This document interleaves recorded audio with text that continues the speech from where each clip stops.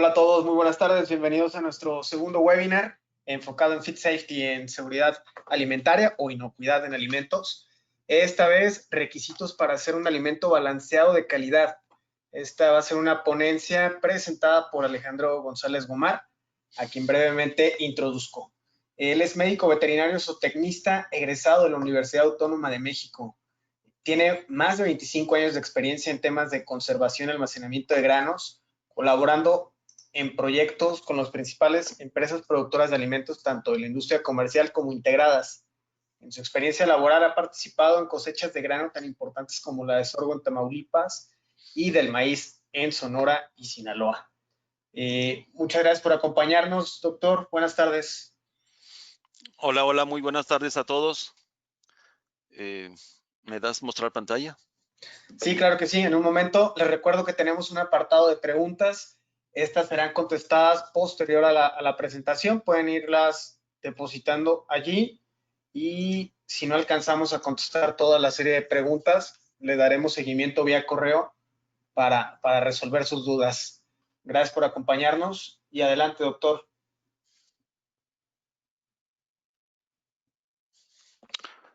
Sí me ven.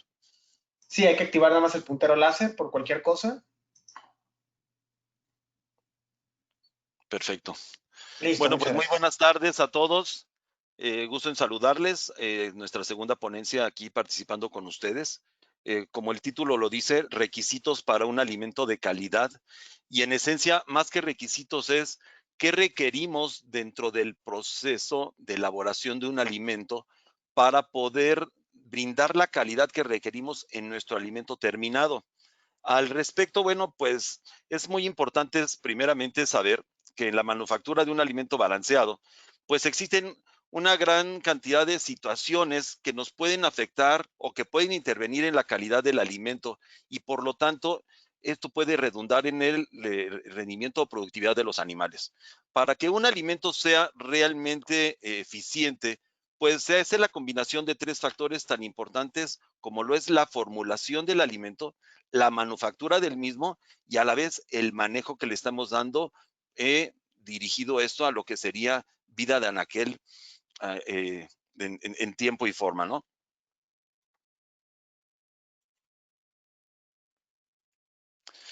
Antes que nada, pues me gustaría nuevamente definir lo que es una planta de alimentos balanceados, ¿sí? Una planta de alimentos es una instalación industrial en donde se realizan una cantidad de diferentes procesos dentro de los cuales está la recepción de la materia prima, el almacenamiento del mismo, si lo vamos a meter en bodegas, si lo vamos a meter en silos, la transportación. La transportación en este caso es todo lo que se refiere desde la recepción y el paso a través de cangilones, botas de elevador, etcétera, para llegar a este tipo de almacenamientos. El proceso de molienda, el pesaje, la dosificación que estamos realizando, el proceso de mezclado, el proceso de acondicionamiento y en su caso el peletizado o el extruido del mismo. Nuestro objetivo primordial va a ser satisfacer las necesidades de los clientes en calidad y en cantidad. ¿Y quiénes son los clientes? Pues los animales que se están comiendo nuestro alimento, ¿va? En la elaboración de un alimento, pues siempre es importante considerar todos los factores que involucran desde la compra de los ingredientes, la recepción, el almacenamiento de las materias primas, el propio procesamiento y por lo tanto, ¿qué vamos a hacer después de esto con el manejo y el almacenamiento del producto terminado? En todos estos procedimientos se cometen errores y esto ha sido muchas veces por falta de conocimiento de las personas que están trabajando dentro de la misma planta, ¿no? Y como resultado, esto puede afectar a los animales. Un ejemplo que yo siempre les comento, ¿no? Dentro de las situaciones que se pueden llegar a presentar. Está la gente que está agregando los ingredientes en la mezcladora, llega la hora de la comida, lo mandan por los refrescos, que si ya llegaron las tortas, se le pasa a agregarle a 1, 2 o 3 baches el núcleo correspondiente y cuando regresa, qué barbaridad, ahora qué hago con las bolsas que me sobraron, ¿no? Pues en la siguiente bache se lo agrego. De que me regañen porque me sobró inventario a que se lo agregue, pues se lo agrego. Pero realmente esta persona está consciente de lo que puede llegar a afectar, por un lado, en el alimento en el que no se agregó y por otro lado, en el que sobredosificó un batch de alimento, ¿no? Entonces, ese tipo de cosas muchas veces ellos no lo logran visualizar, no ven más allá por falta de conocimiento, por falta de capacitación a este respecto, ¿no? Entonces, en el procesamiento de los alimentos, eh, uno de los roles más importantes es la peletización del alimento como tal. El peletizado se define como el moldeado de una masa de partículas pequeñas, mismas que van a ser transformadas hacia pellets o gránulos más grandes mediante diferentes procedimientos mecánicos, dentro de los cuales interviene la presión del calor, la temperatura, la humedad. Muy importante definir cada uno de ellos, de esos pasos, para elaboración de un producto bien hecho como tal. Y a su vez, el que un alimento esté bien elaborado, pues tiene un gran efecto sobre el desempeño de los animales. En estos minutos que vamos a compartir nosotros, yo no les voy a enseñar a peletizar, yo no les voy a hablar de con qué presión de vapor ni con qué temperatura vamos a peletizar. Vamos a ir paso a paso dentro de todo el proceso de elaboración del alimento, viendo cuáles son aquellos factores más importantes que se deben de considerar dentro de cada uno de estos pasos. Entonces, si nosotros vemos un diagrama de flujo desde la reciba hasta el ensacado, pues primeramente tenemos una tolva de recepción de los granos en donde estamos recibiendo pues las materias primas de mayor volumen, independientemente de que recibamos sacos con diferentes aditivos o premezclas o lo que vayamos nosotros a agregar en la mezcla. En segundo término, dentro de nuestro proceso está el limpiador de granos, mismo que nos ayuda en gran forma para la limpieza de esos granos que estamos recibiendo, que muchas veces podemos encontrar latas de cerveza, tornillos, la tuerca, alambre, etcétera, que todo este tipo de materiales extraños nos pueden ocasionar un daño dentro de todo el proceso y por ende, si alguno de ellos pasa al final, bueno, pues imagínense lo que puede suceder con el animal, que realmente no pasa porque para que pase en la peletizadora está muy difícil, pero sí nos puede ir dañando en el paso de las materias primas, ¿no? Posteriormente, bueno, pues tenemos el molino, que forma muy parte dentro de lo que es el proceso de granulometría, que ahora vamos a ver de qué forma influye. Tenemos tolvas de espera y de pesado, que a lo mejor no en todas las plantas se utilizan, pero en muchas, en otras sí, en donde podemos ir clasificando las diferentes materias primas y ya tenerlas listas para participar en el siguiente proceso. El siguiente proceso, que es el proceso de mezclado. De ahí vamos a hablar de lo que es el peletizado como tal, de la importancia que tiene el enfriador al finalizar el proceso y por último el proceso de ensacado ya del alimento terminado como tal, ¿va? Entonces, cuando hablamos del ciclo de producción, puntos muy importantes es de qué forma participa la molienda y el mezclado dentro del procesamiento del alimento. De qué forma vamos a hablar de lo que es la dispersión de los componentes y la granulometría de los mismos. De ahí vamos nosotros a hablar de lo que es el acondicionador, el proceso de acondicionamiento, qué papel juega dentro de la elaboración del alimento, qué tan importante es esta cocción que estamos haciendo de los granos, ¿sí? Mismos que van a participar en la gelatinización de los almidones propios para poder tener un pellet de buena calidad. De ahí nosotros pasaremos a lo que es el sistema de pelletizado, ¿sí? Al proceso de enfriado, en donde, bueno, pues va a participar aquí en gran forma y vamos a poder valorar lo que es la calidad del pellet. Aquí vamos a ver si se dio o no se dio una buena gelatinización, misma que se redunda en lo que es calidad y por ende lo que llamamos PDI, ¿no? Que es el nivel de dureza y de resistencia que va a tener nuestro pellet como tal. Al pasar de aquí, bueno, pues entonces ya hablaremos de lo que es el alimento terminado, en donde vamos a poder hablar de lo que es productividad y dirigirnos hacia lo que es la vida de almacén o vida de anaquel de este alimento como tal. Entonces, ahora bien, vamos a pasar al primer punto. ¿Qué tan importante es dentro del proceso la recepción de las materias primas? ¿Qué estamos nosotros valorando cuando nos llegan las materias primas, les vamos a valorar temperatura, les vamos a valorar humedad, de ahí las vamos a pasar a un proceso de limpiado para que éstas puedan pasar al siguiente paso del proceso. Más sin embargo, tenemos una gran cantidad de materias primas que podemos recibir. Tenemos un gran collage de diferentes granos que podemos recibir, que si maíz amarillo, que si maíz blanco, que si sorgo, que si cebada, etcétera. Y cada uno de ellos trae características diferentes, con humedades diferentes, y todo esto lo debemos de valorar. Cuando nosotros hablamos de humedad, pues es muy importante valorar que una materia prima, un grano, cuando lo metemos dentro o lo empezamos a procesar, lo metemos en proceso de molienda, ¿sí? El proceso de molienda genera una fricción, y esta fricción hace que el grano pierda humedad. Si nosotros recibimos un grano sobre un 13, 13 y medio, 14% de humedad, pues va a estar perdiendo un punto y medio de humedad, ¿ok? Aquí, bueno, pues nos puede resultar ese grano ya está en un 11% de humedad. Cuando ya lo pasamos nosotros al acondicionamiento, en el acondicionador, vamos a hacer una inyección de vapor y le vamos a subir la humedad.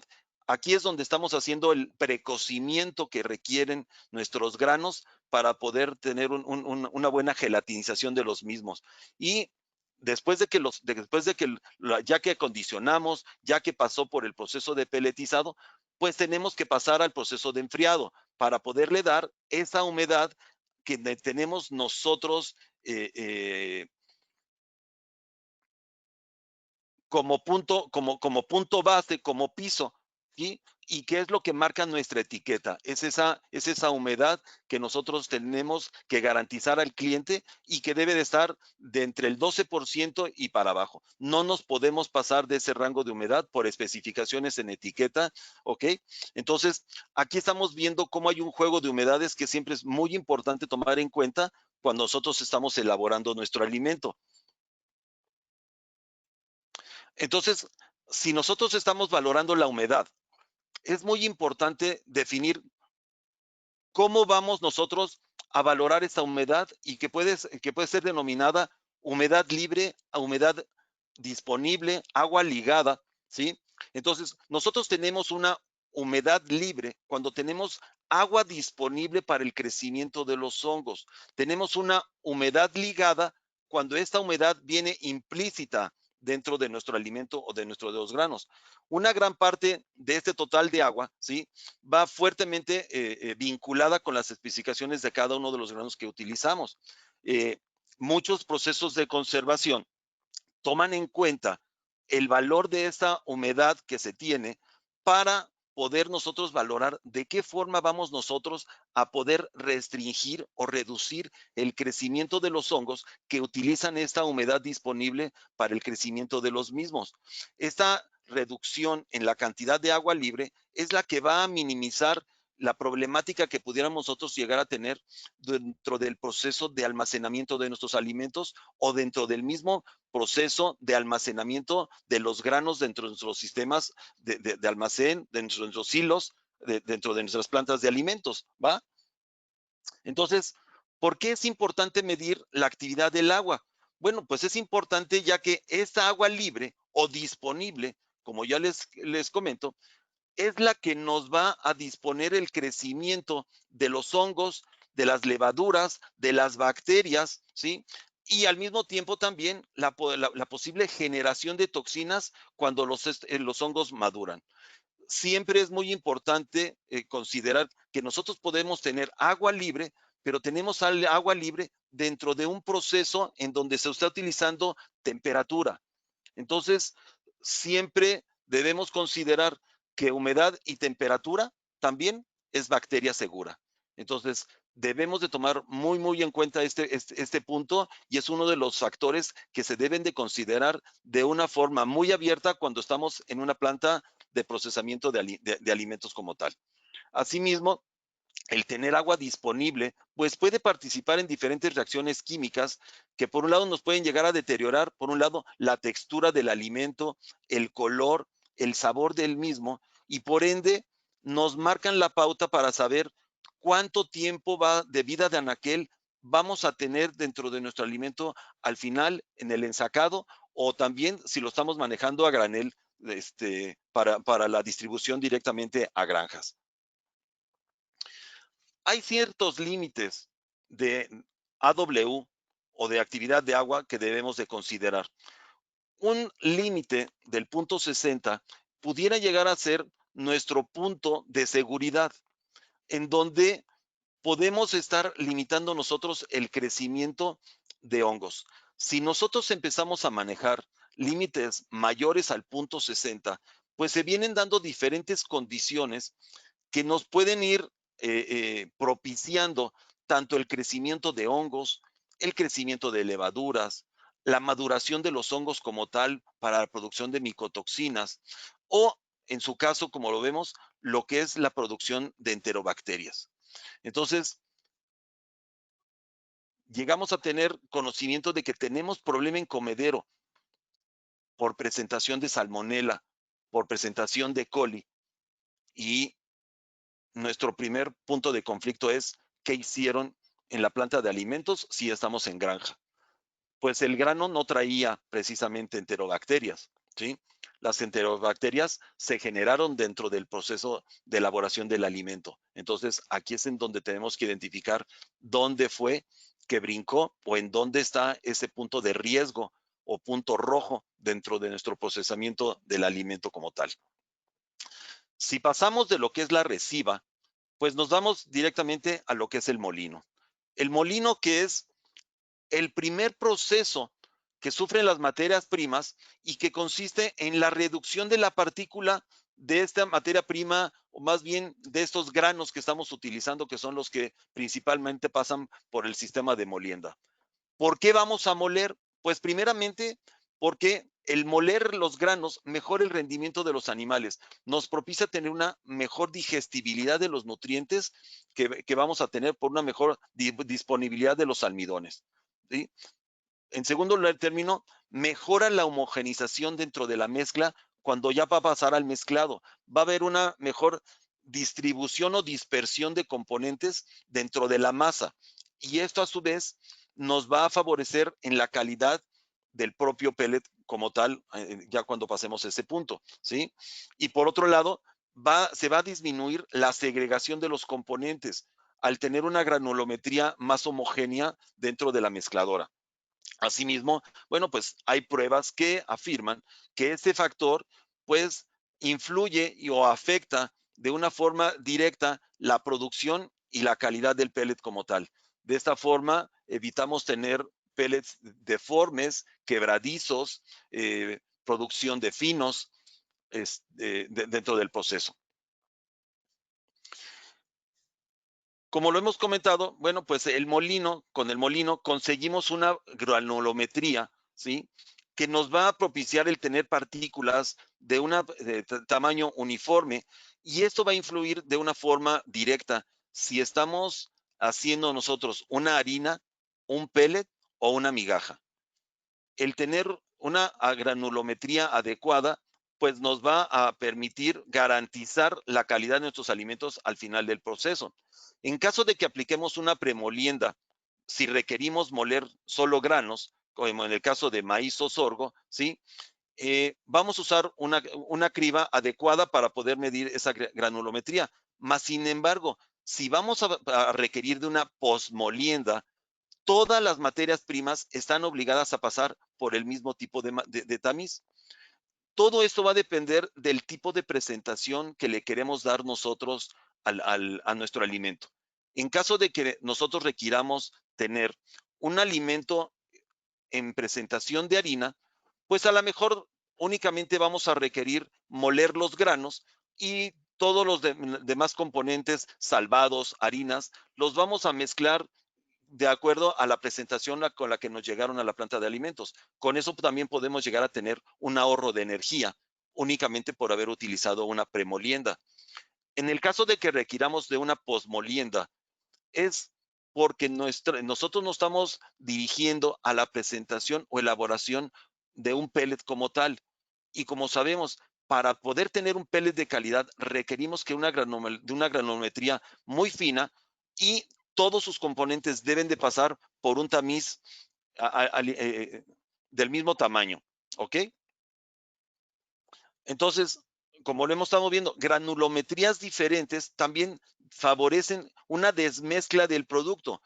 Entonces, cuando nosotros estamos ensacando, pues el ensacado, estamos viendo que hay dispersión de componentes dependiendo del tamaño que tengan cada una de las partículas.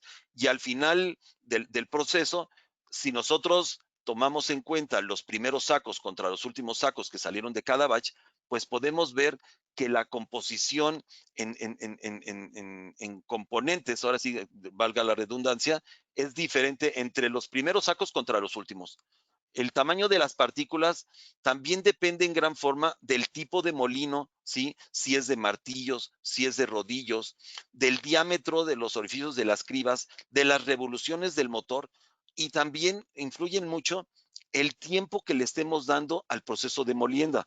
Hemos llegado nosotros a plantas en donde el trabajador te dice, pues a mí nomás me dijeron apachurra el botón 2 minutos, pero ¿qué cree? Que mi patrón quiere que lo bajemos a 1.5. O no, yo nomás muelo durante 3 minutos, pero como necesitamos mayor productividad, a lo mejor lo bajamos a 2. Pero realmente están conscientes de que ese tiempo de molienda sea el adecuado para la granulometría que requerimos y que en ese tiempo el molino nos esté dando la eficiencia que nosotros requerimos en el tamaño de las partículas. Eso es algo que es muy importante poder concientizar a nuestros trabajadores a este respecto y que ellos sepan por qué es tan importante el poder medir la granulometría que se está dando durante el proceso de molienda. Si pasamos de la molienda, el siguiente punto es el mezclado, ¿sí? Y en la mezcladora, bueno, pues es uno de los puntos más importantes porque es en donde nosotros vamos a poder valorar el nivel de dispersión de los componentes que estamos metiendo dentro del proceso de producción de nuestros alimentos. Nuestro objetivo va a ser una distribución completamente uniforme de los ingredientes que constituyen la fórmula que nosotros estamos elaborando. El mezclado se produce cuando todas las partículas, ¿sí? O ingredientes se mueven y permiten intercalarse con otras partículas dentro de la masa. Y de ahí, bueno, pues estamos conscientes que tenemos una gran variedad tanto de materias primas, de aditivos, de vitaminas, de materias X, que deben de intercalarse y que tenemos que tener una completa distribución a lo largo de nuestra mezcladora. Y teniendo conocimiento que tenemos mezcladoras de 2, 3, 4 o 5 toneladas. Entonces, ¿realmente el tiempo que le estamos dando es el adecuado? ¿Sí? Hay factores que influyen en la calidad del mezclado. Dentro de ellos, pues el tipo de mezcladora que estamos utilizando, el tiempo de mezclado que estamos dando para los diferentes ingredientes que estamos adicionando, la velocidad del giro que está teniendo la mezcladora, de ahí el nivel de llenado. Ahorita vamos a ver de qué forma influye el nivel de llenado y también las condiciones o el estado en el que se encuentra la mezcladora. Como sabemos, hay plantas en las que podemos utilizar gran cantidad de productos secos y a lo mejor podemos añadir un poco de aceite, pero hay otros alimentos en donde estamos incluyendo un buen volumen de melaza misma que va cubriendo, que se va pegando con las aspas, que se va pegando con las paredes de la mezcladora. Y todo esto va ocasionando e influyendo dentro del mezclado de nuestros alimentos como tal. Mezcladoras hay muchas, ¿sí? Desde mezcladoras de listones, mezcladores de pantalón, cónicas, con helicoidales en el centro, de paletas, y cada una de ellas nos da una eficiencia diferente, un trabajo diferente, dependiendo del tipo de alimento que nosotros vayamos a fabricar. También depende si estamos adicionando una gran cantidad de polvos o si estamos adicionando fibra, si el alimento va dirigido a lo que son aves o si va dirigido hacia lo que son rumiantes. Y como sabemos, cada una de las diferentes mezclas es completamente diferente y las características de mezclado, pues también vienen a ser cada una de ellas adecuadas al tipo de alimento que nosotros vayamos a elaborar. Cuando hablamos de velocidad de giro, pues también esto va íntimamente relacionado con el nivel de llenado que está teniendo la mezcladora. Por un lado, no podemos subllenar, ¿sí? O hacer un subllenado de la mezcladora porque realmente nuestro mezclado va a ser muy pobre. Tampoco podemos llenar tanto la mezcladora que no logren las aspas a poder mover toda la masa y por lo tanto envolver y distribuir de una forma uniforme todos los componentes. Un llenado correcto no debe ser a menos de un tercio del volumen de la mezcladora. De ahí es importante, bueno, pues conocer el número de revoluciones por minuto que tiene nuestra mezcladora y que por ende nos va a dar pues un mezclado correcto y uniforme de la fórmula que vayamos a tener. Asimismo, bueno, pues hay condiciones, como lo hemos estado comentando, como lo es la limpieza, el desgaste de los listones, de las paletas. Muchas veces estos listones o paletas no logran remover todo el contenido que está pegado a las paredes y cuando se vacía la mezcladora y abrimos la mezcladora vemos que tiene todo un empastado alrededor de la mezcladora por producto que no se logró distribuir y no se logró sacar de la mezcladora. Entonces, ¿qué culpa tiene si estamos haciendo diferentes tipos de alimentos? Estamos haciendo aves y luego estamos haciendo cerdos y luego estamos haciendo caballo o lo que sea. ¿Qué culpa tiene una especie contra la otra de recibir aditivos que no le corresponden dentro de la fórmula para el cual fue adicionado los diferentes aditivos? ¿O qué culpa tiene de recibir antibióticos si la fórmula no llevaba antibióticos como tal, ¿no?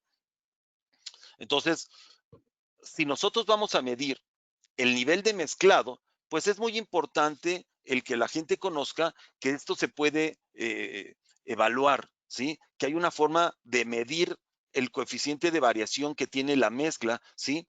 Y este coeficiente de variación representa la exactitud con la que nuestra mezcladora está mezclando y si el tiempo de mezclado ha sido el suficiente para lograr el objetivo que queríamos, el objetivo deseado como tal. El coeficiente de variación es un indicativo del estado de funcionamiento que tiene nuestra mezcladora. Este coeficiente de variación influye dentro de la dispersión que estamos teniendo en la mezcla de los aditivos o los diferentes componentes que estamos adicionando en nuestra fórmula. Entonces, muchas veces estamos adicionando un aditivo especial para una condición especial porque los animales necesitan un aditivo, necesitan un tipo de probiótico especial y estamos viendo que no está dando el resultado que nosotros deseábamos como tal. Entonces, ¿de qué forma nosotros podemos evaluar que estamos teniendo un correcto mezclado dentro del proceso? Si nosotros tenemos un coeficiente de variación menor a un 10%, significa que tenemos un desempeño muy bueno, que no tenemos ningún tipo de problema dentro de la elaboración de nuestro alimento. Mas, sin embargo, si este porcentaje se empieza a incrementar, pues entonces nos va a marcar pautas de que algo está pasando en nuestro sistema de mezclado, ¿sí? Algo no estamos tomando en cuenta, el tiempo no ha sido el suficiente, queremos reducir tiempos, mas sin embargo, el tipo de mezcladora que tenemos no nos lo permite, la fórmula que estamos teniendo no nos permite reducir el tiempo de mezclado, ¿sí? A lo mejor estamos subllenando o llenando de más la mezcladora y entonces este, este, esto, estas valoraciones nos van dando indicativos de que algo está pasando en nuestro proceso, algo estamos haciendo mal, que significa que tenemos que poner acciones correctoras dentro del proceso de producción y esto es directamente sobre el proceso de mezclado en la planta de alimentos. ¿De qué otra forma podemos determinar? Bueno, pues hay modos de determinar si estamos haciendo una evaluación correcta. Podemos hacer análisis químicos para ver que esté dando el resultado como tal.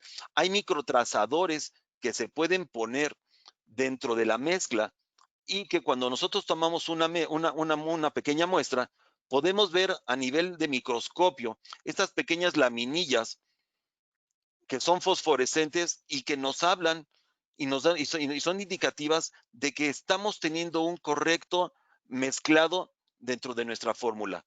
Ahora bien, no todas las fórmulas son iguales de mezclar y muchas veces es fácil formular en la computadora, más sin embargo, cuando ya estamos en la vida real, dentro del proceso de producción, pues vemos que ahí es en donde se tienen que ver cuáles son las mejores oportunidades y formas que tenemos en la misma adición de los componentes dentro de la mezcladora para poder lograr el objetivo deseado, ¿no?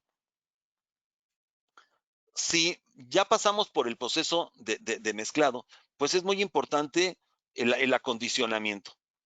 Este proceso de acondicionamiento nos da la pauta, ¿sí? Para poder nosotros lograr una buena eficiencia en la gelatinización de los almidones. El acondicionamiento es una mezcla de vapor, ¿sí? Con calor y temperatura que nos va a favorecer tener un precocido de los granos que estamos nosotros metiendo dentro de nuestro proceso. Este vapor tiene como función extraer los aceites esenciales que hay en los granos y con ello vamos a lograr una adecuada gelatinización de los almidones eh, que van a dar forma y esta gelatinización de los almidones es la que nos va a ayudar a tener una buena compactación del pellet y por ende poder tener un pellet de buena calidad. ¿Sí? Estos puentes que se crean al crear una buena gelatinización nos van a dar esa firmeza que requiere el pellet y en su caso podemos llegar a tener pellets para una presentación, dependiendo de la presentación que tengamos del alimento al final. A lo mejor vamos a necesitar crear una migaja después de haber pelletizado o a lo mejor requerimos presentar a nuestros clientes el pellet como tal.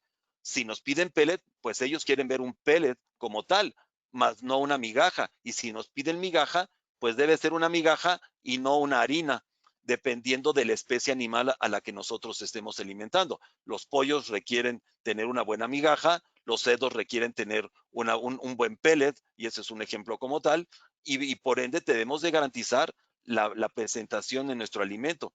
En este caso, en el proceso de acondicionamiento, bueno, pues la temperatura y la humedad juegan una relación muy importante en la adición que vamos a hacer de ese vapor dentro del acondicionador.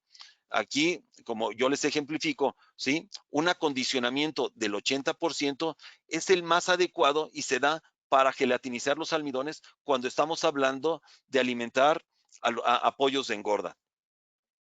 Asimismo, bueno, pues este acondicionamiento es el que nos va a garantizar, como lo estamos viendo, tener un producto de buena calidad al final del proceso, ¿sí? Y en esta fase, como vemos, se realiza esa cocción o gelatinización de los almidones que nos van a dar esta plastificación que requiere la proteína y que nos van a garantizar. Este acondicionamiento lo podemos ejemplificar como la señora que hace las tortillas, en donde también nixtamaliza primero su maíz y cuando ya va a aventar las tortillas, la señora tiene también una tacita con agua y esa tacita con agua es porque le está dando el acondicionamiento que ella sabe que requiere su masa, porque si no, no se le inflan las tortillas. Pues en este caso es algo similar, nada más que a modo de una peletizadora o un acondicionamiento de 3 o de 4 toneladas, ¿no? Estamos acondicionando esta masa de grano, ¿sí? Para poderle dar forma y que al final nos pueda redundar y resultar en un pellet de buena calidad. Como tal, en el acondicionamiento, bueno, pues vemos que el calor y la humedad son transferidos a través de vapor. Y este vapor debe de ser un vapor seco, no debe de ser un vapor húmedo. Nuestra intención no es adicionar agua, sino es meter vapor seco, ¿sí? Y con lo cual este vapor también debe de influir en cuál es el punto específico en el cual nosotros lo estamos inyectando, ¿sí? Es muy importante la localización de la entrada del vapor en el momento en el que lo vamos a adicionar en el acondicionador y por ende nos va a ayudar también a dar volumen en la mezcla en el acondicionador. Entonces, después de este proceso de acondicionamiento, también es importante valorar el tipo de grano que nosotros estamos valorando y que estamos utilizando. No todos ellos requieren el mismo rango de temperatura para su gelatinización, así como aquí podemos ver que un maíz tiene entre un 71 y un 74% de almidones y requiere como mínimo entre un 62 y un 72% de grados de temperatura para una adecuada gelatinización, así como un sorgo requiere un poco más. Un sorgo requiere entre 68 y 80 grados de temperatura para lograr una buena gelatinización de los mismos. Entonces, dependiendo del tipo de grano que nosotros estemos utilizando dentro de nuestra fórmula, pues es muy importante la temperatura y el proceso que nosotros tengamos de acondicionamiento de los mismos.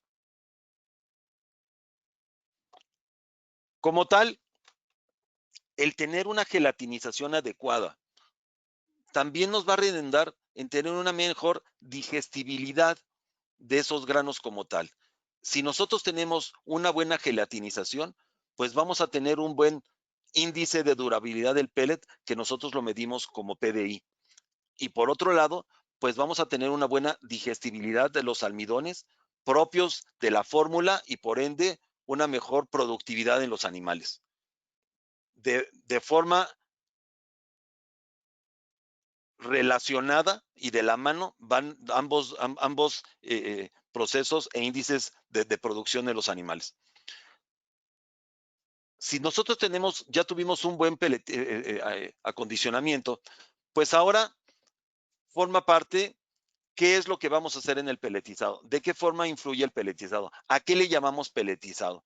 Bueno, el hablar de un peletizado, pues forma parte de un proceso tecnológico en el cual tuvimos que haber tenido una molienda, ¿sí? Y un procesamiento térmico a altas temperaturas de nuestras materias primas.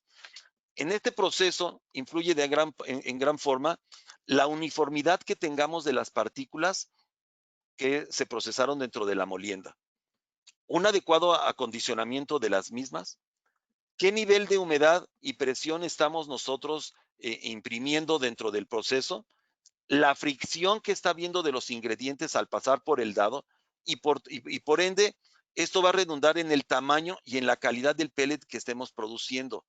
Entonces, para poder nosotros tener una buena peletización, tuvimos que haber iniciado desde una buena molienda y desde un buen acondicionamiento. Si en uno de estos pasos tuvimos errores, pues al final no es, el éxito que vamos a lograr en la elaboración del pellet no va a ser el que nosotros queríamos como tal. El proceso de peletización o de granulación significa que vamos a someter la mezcla de harina a un efecto tanto de compresión como de prensado de los rodillos sobre las harinas para que nosotros podamos sacar el pellet del otro lado del dado, ¿sí? De la peletizadora sale el gránulo o pellet conformado, ¿sí? Y mediante un análisis podemos valorar la dureza que tiene el pellet como tal. Esta dureza nos va a ayudar para identificar si nosotros vamos a tener durabilidad y buena vida de anaquel en el manejo del alimento. Recordemos que este pellet, después de haber pasado por el dado, tiene que pasar por un enfriador. Del enfriador lo vamos a pasar mediante transportadores a tolvas de estancia para poder pasar al ensacado. Del ensacado lo vamos a meter a los camiones transportadores. De ahí se va a transportar a las granjas o se va a transportar a los distribuidores de alimento para que al final el consumidor final abra el saco y vea un pellet de buena calidad. Entonces, ¿cuántas etapas tuvo que haber pasado ese pellet para lograr llegar al comedero del animal, aún en forma de pellet, con una buena resistencia, con una buena forma dentro del mismo. Entonces, aquí es en donde nosotros vamos a valorar si tuvimos un buen procesamiento de todas nuestras materias primas, iniciando desde la molienda, la gelatinización de los almidones, un buen acondicionamiento y un buen mezclado de los componentes, y al final redundó en un pellet como tal. Entonces, como yo les decía, no todas las fórmulas se comportan de igual manera al tratar de peletizarlos. Hay fórmulas que traen mucha fibra, y esta fibra también influye mucho en el resultado final a la hora de querer nosotros sacar este churro. Entonces, siempre necesitamos hacer primero pruebas para ver que la fórmula se vaya a comportar de una forma adecuada. Una correcta peletización está íntimamente ligada, bueno, también como lo hemos mencionado, al acondicionador, ¿sí? A la alimentación que tengamos en la mezcladora, ¿sí? Y a la graduación que tengamos de los rodillos cuando nosotros queremos hacer esta presión de la masa contra los rodillos y por lo tal sacar el pellet del otro lado. Si los rodillos están bien graduados, ¿sí? Pues vamos a tener una correcta alimentación del producto hacia el dado, ¿sí? Y por lo tanto, pues vamos a tener el éxito que nosotros requeríamos al final. Y como dice aquí, dependerá del grado de acondicionamiento que hayamos tenido, tanto de la mezcla y de la formulación que nos estén dando y del proceso de molienda. Entonces, todos los procesos vienen de la mano, todos los procesos vienen encadenados para que al final tengamos nosotros el resultado que estamos esperando sobre el alimento al final. Entonces, hay ciertos aspectos que van íntimamente relacionados, como lo hemos visto, ¿no? La composición de la masa, la cantidad de fibra que se formuló en ese alimento como tal, la cantidad de almidones que estamos teniendo, si el grano fue de buena calidad, tiene buenos almidones, si el grano no fue de buena calidad, pues estamos escasos de almidón como tal, del proceso de granulación, si nosotros no hicimos una granulación adecuada y no estamos midiendo la granulometría de nuestros componentes, pues al final vamos a tener pellets defectuosos, pellets quebradizos, pellets chipotudos, hay pellets que se les ve, que se les sale la bolita en caso de que utilizamos sorgo, bueno, pues sale un pellet con un grano de un lado, o sea, entonces eso realmente no le gusta al consumidor final. No le gusta el estar viendo que estamos entregando pellets defectuosos, pellets deformes, que al final, ahora sí que al ojo no nos gusta mucho. Ahora sí que de la vista nace el amor y de ahí estamos viendo. Y todo esto al final va a redundar en la productividad de los animales, el entregar pellets chipotudos en donde se están entregando con gránulos de mala calidad, todo eso redunda también en la digestibilidad que nosotros tengamos en los animales, ¿sí? Entonces, importante la elección del dado y del rodillo que estemos utilizando y muy importante qué requerimiento de calidad estamos nosotros fijando como tal al final de nuestro proceso. ¿Cuál es ese estándar de calidad o requerimiento que nos están marcando para sacar un buen producto al final de nuestro proceso? Si nosotros ya peletizamos, bueno, pues el siguiente paso es pasar al enfriador. Yo siempre les digo que el enfriador, ¿sí? Es el actor que nadie toma en cuenta dentro del proceso de peletizado de los alimentos. Por cultura sabemos que el peletizar un alimento nos da suficientes condiciones de temperatura y humedad para poder contrarrestar cargas fúngicas o bacterianas que pudieran haberse generado o haber traído los diferentes componentes en el alimento. Mas, sin embargo, después del peletizado, pasa por el enfriador y este enfriador es el que recibe toda esa gran cantidad de temperatura y humedad que se liberó para secar el pellet, más sin embargo, este polvo y esta humedad se quedan dentro del enfriador. Y muy pocas veces se toma en cuenta con qué frecuencia se limpia el enfriador, que es en gran parte generador de grandes problemas que pudiéramos llegar a tener en el final de nuestro ciclo, que es en el alimento. Tuvimos presencia de enterobacterias en comedero, y finalmente, ¿dónde se generaron? Y decimos, no, mi alimento venía peletizado. Sí, venía peletizado y hasta ahí la cosa iba bien. Pero cuando pasó al enfriador, ¿qué pasó? ¿En dónde se quedó nuestro sistema de calidad que no valoró la calidad del enfriador como tal? El objetivo del enfriador como tal es reducir la humedad y la temperatura del pellet al final del proceso. Al salir de la peletizadora es necesario enfriarlo y reducir esa humedad entre un 1 y un 3%. Recordemos que nuestro pellet como tal, por garantía de calidad, debe de salir con un 12% de humedad. Entonces, dependiendo del grado de acondicionamiento que hayamos tenido, bueno, pues ahí dependerá o influirá cuánto lo tenemos que nosotros enfriar y en este proceso de enfriado liberarlo de esa humedad que se tiene sobrante como tal. Y por otro lado, el manejo al salir de la peletizadora para pasar al enfriador también se debe de hacer de una forma gentil. El gránulo todavía está débil, todavía no tiene la dureza que nosotros requerimos para poderlo darle un manejo dentro del sacado.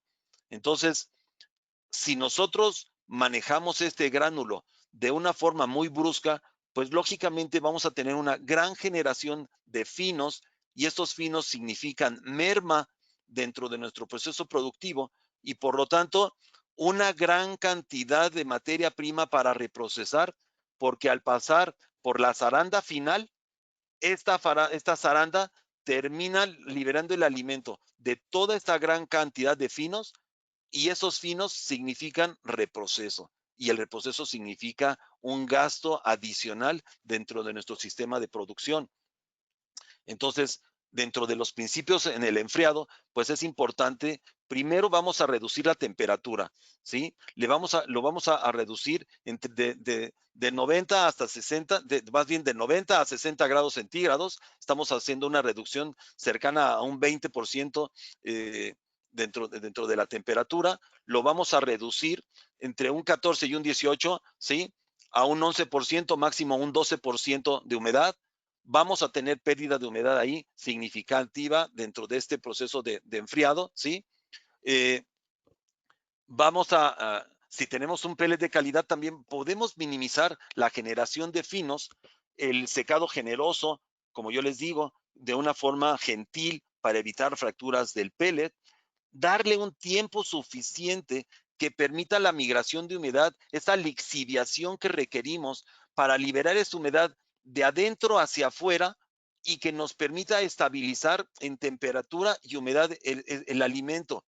Recordemos que si lo sacamos directo del enfriador al ensacado, lo más probable es que tengamos problemas después por calentamiento de nuestro alimento, porque estamos evitando que este alimento tenga una buena estabilización y por lo tanto se está generando humedad disponible cuando este gránulo está trasudando dentro de ese proceso de estabilización de temperaturas y de humedades. Entonces, todo esto nos puede afectar y dar una mala calidad del pellet, un alto porcentaje de humedad, tenemos agua libre y por lo tanto vamos a tener reclamo por parte de los clientes y eso significa pérdida de ventas. Después del enfriado, bueno, pues el alimento debe pasar por un tamiz para que nosotros podamos garantizar que estamos entregando pellet, más no harinas. Y por último, tenemos el alimento terminado. Este alimento terminado, bueno, pues va íntimamente relacionado con la calidad de los ingredientes y la calidad de nuestro producto final también dependerá en gran forma de la calidad de las materias primas que estemos nosotros recibiendo para la elaboración de nuestros alimentos. Una mala calidad de materias primas significa una mala calidad de nuestro alimento al final como tal. Entonces, si ya tenemos nosotros un alimento terminado, pues es muy importante saber cómo lo vamos a manejar en nuestro tiempo de almacenamiento, qué factor de vida de anaquel le vamos a dar, con qué humedad lo vamos a sacar al mercado, con qué temperatura lo estamos entregando para que al final no tengamos problemas por alimento que salga hongueado, que salga caliente, que nos reclamen porque se calentó en el proceso de recepción en el punto final. Si nosotros estamos valorando pellet, pues es muy importante, como yo les decía, valorar la durabilidad que nos va a dar este pellet dentro del alimento final. Hemos estado hablando del índice de durabilidad, que significa la dureza con la cual nosotros vamos a entregar el producto. Un PDI adecuado redunda sobre el 80%, más duro, ¿sí? Lo podemos entregar sobre un 90, 92, pero ya más duro no, porque los animales ya lo van a rechazar, ya no se lo van a comer, porque también ellos no les interesa ni les gusta un alimento demasiado duro. La calidad del pellet va íntimamente relacionada con el vapor que hayamos nosotros metido en el proceso, la gelatinización de los almidones y de ahí la dureza que nosotros vayamos a entregar en el alimento final. Ya me voy un poco más rápido porque creo que ya estoy en la rayita.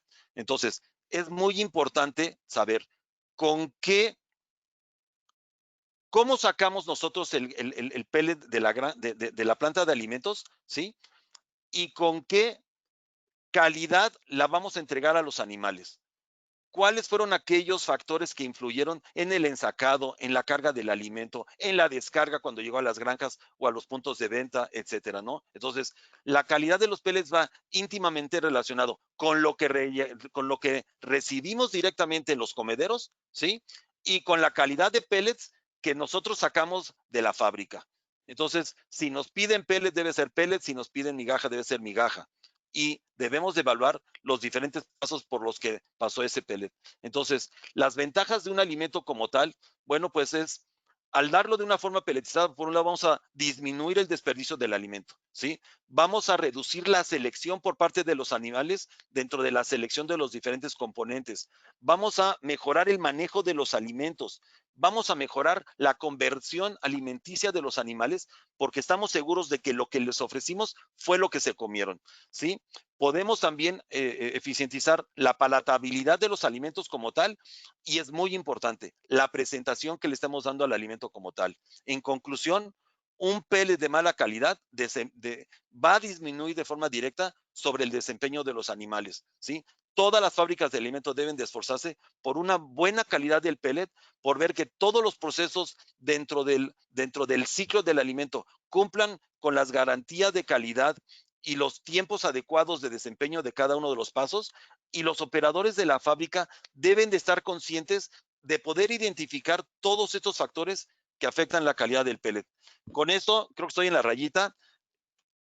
Para mí es de un gran agrado poderles hablar de todo esto porque en la visita a las plantas de alimentos nos damos cuenta que muchas veces los operadores no están conscientes de la posición que tienen cada uno de ellos dentro de cada uno de los procesos y esta plática les ayuda en mucho para conocer por qué se toman tantas mediciones dentro del proceso, por qué es importante la molienda adecuada, por qué es importante un buen tiempo de mezclado, por qué valoramos tanto la calidad del alimento al final.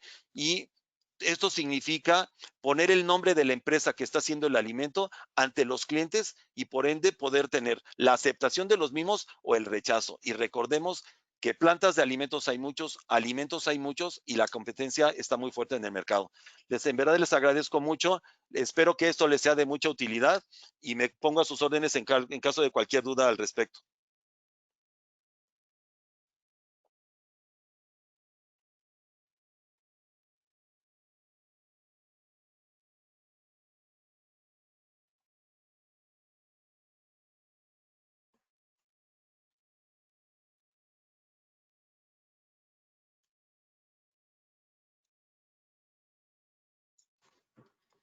Muchas gracias, Alejandro, por tu ponencia. Bueno, tenemos aquí ahorita algunas preguntas. Déjame, estamos viendo ahorita, digo, muchas gracias. Hay felicitaciones por parte del grupo. Nos están pidiendo la presentación. Ahorita en unos 10, 15 minutos, bueno, media hora más o menos, ya estará disponible en nuestro canal de YouTube. Y Daniel, si gustas continuar con las preguntas, por favor. Así es. Perdón, pero mi micrófono creo que estaba silenciado. Una disculpa. Sí, tendremos la presentación disponible en nuestro canal de Trau Nutrition México en YouTube. Pasamos a la primera pregunta de Víctor Basurto, que dice, según su experiencia, ¿cuánto tiempo debe ser el ideal en una mezcla de minerales cuando ya tienes todos los ingredientes en la mezcladora? Bueno, pues el tiempo de mezclado te lo va a dar el tipo de mezcladora que tú tengas y el volumen de producto que estemos metiendo o el tamaño de mezcladora. O sea, si tu coeficiente de variación te dice que tu mezcladora está de una forma correcta porque se le aplicaron 2 o se le aplicaron 3 minutos, pues ahí es en donde podemos nosotros garantizar que una buena mezcla. Todo va a depender del tipo de mezcladora que nosotros tengamos y del tipo de componentes. Realmente en premezclas no soy el más experto, pero yo creo que aquí nos debemos de basar en el coeficiente de variación que tengamos y que nos dé la dispersión adecuada de los diferentes componentes que nosotros tuvimos ahí. Te lo agradezco mucho, mi querido Víctor. Listo, doctor, pasamos a la siguiente pregunta. Dice, buenas tardes. ¿Nos puedes comentar sobre la importancia de la secuencia de adición de ingredientes? Bueno, pues siempre es importante primero poner los de mayor densidad, los granos, y al final los de menor volumen, para que cuando nosotros hagamos la mezcla se puedan dispersar de una forma adecuada. Si nosotros ponemos los de pequeño volumen al principio y los de mayor volumen, como serían los granos, pues aquí nosotros en mucho va a influir la densidad y el nivel, el tamaño del gránulo de cada uno de los aditivos que estemos poniendo. Por eso es de gran importancia primero poner los granos y al final el resto de los aditivos. Perfecto, doctor. Pasamos a la siguiente pregunta. ¿Qué factores influyen en la presentación del alimento y cómo se evita tener un alimento harinoso, ya que las aves lo rechazan?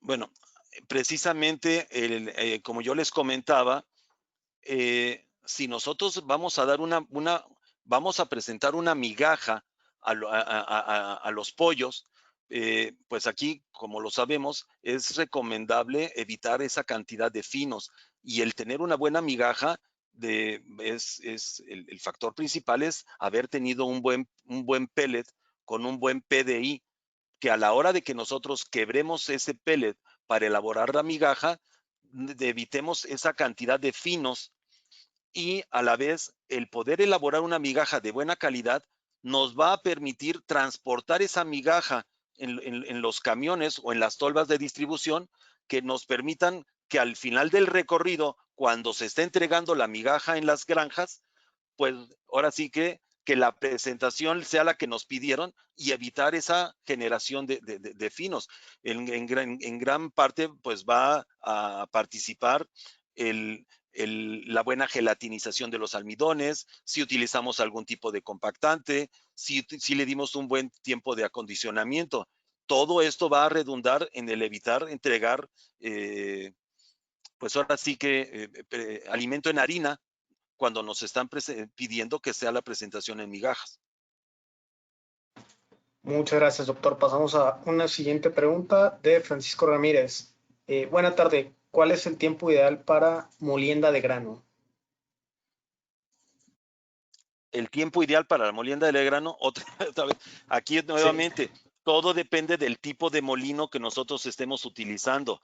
Normalmente se le da una molienda de 3 minutos, de 3 a 4, de 3 minutos, pero en gran parte depende del tipo de molino que nosotros estemos utilizando, ¿sí? Si es de martillos o dependiendo de lo que nosotros tengamos a la mano, y de ahí nosotros poder usar el tamiz o las cribas adecuadas para poder valorar que ese molino sea el tiempo de molienda que le estamos dando sea el adecuado de acuerdo a las revoluciones por minuto que le estamos dando al molino, del llenado que le hayamos dado, o sea, de una serie de factores que nos están influyendo de forma final. Recordemos que cada planta de alimentos es una historia diferente y cada una de ellas tiene diferentes equipos que están constituidos o diseñados de una forma especial. Y bueno, por ello es que hay diferentes tipos de valoraciones de acuerdo a los tamices o cribas que estemos nosotros utilizando, para ver que pues ahora sí que le dimos el tiempo adecuado a este tipo de proceso, ¿no? Perfecto, doctor. Pasamos a una penúltima pregunta.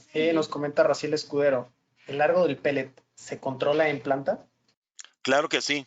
El largo del pellet se controla al final del proceso del pelletizado, después de que se hizo la presión de la masa sobre el rodillo, del otro lado sale el pellet como tal. Si no lo cortáramos, tendríamos como churrumais, o podríamos hacer de esos churrumais que compramos en el mercado, que pueden ser de 10 centímetros de largo o más grandes, y se enroscarían, ¿no? Al final del proceso hay una navaja que uno ajusta, y de acuerdo al ajuste que se le haga, se corta el pellet de acuerdo al tamaño que nosotros requerimos darle a cada animal como tal, ¿no? Entonces, cada especie trae un tipo de largo especial, así como el de los dados. Cada uno puede tener un diferente ancho o grosor dentro de su estructura, ¿no? Muchas gracias, doctor. Pasamos a una última pregunta. ¿La asimilación del alimento es mejor en harina o en pellet? ¿O depende de la especie animal? Pues aquí depende del tipo de especie animal, y de los componentes que nosotros le estemos dando. Así como podemos encontrar que es muy usual el darle alimento en harina a las gallinas de postura, ¿sí? O a los cerdos en diferentes etapas se les da alimentos en harina, o en otros se les da alimento peletizado.